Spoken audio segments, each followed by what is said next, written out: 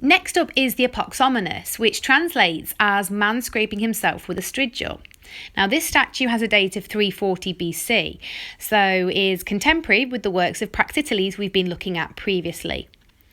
Now, whilst a bronze original, we're actually looking at a marble copy by the Romans here, and we can tell that by the use of the tree trunk, but also there's evidence of struts on the leg and on the arm. Now, this statue was taken from the baths of Agrippa, so it's an honorific statue of an athlete, and we do know who the sculptor was. So it was Lysippus, the sculptor that was made famous for his portraits of Alexander, the ones with the big kind of dreamy hair.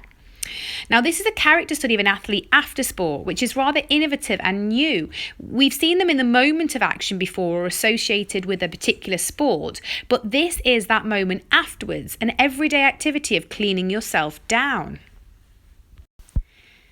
Another way in which Lysippus has approached the subject matter of an athlete in a new manner is to make him have softer and leaner muscles than any of the athletes that we've seen previously, like Discobolos in the early classical period, for example.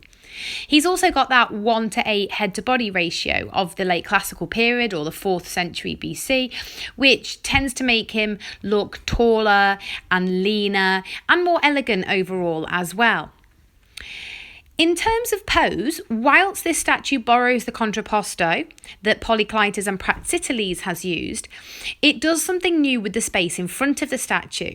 By having the arms out in front, it becomes 3D and utilises the space in front of the statue. But it also forces the viewer to walk around and interact with it more because you can only see the fingertips from the front, and to see any other views, you have to actually move about. Whilst we're talking about the pose, it's worth me mentioning that there's discussion that this statue looks rather restless, as though he is about to shift his weight from one foot to another. And if that is the case, then this would be Lysippus taking that trailing foot idea a step further. So no longer stepping forwards, but moving his body weight in a completely different way.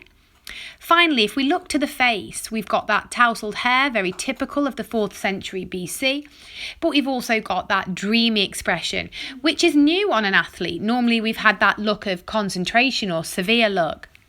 But there's also the slightly parted lips as well. So there are lots and lots of new additions to this statue, which make it a useful one to compare to some of the athletes of previous periods.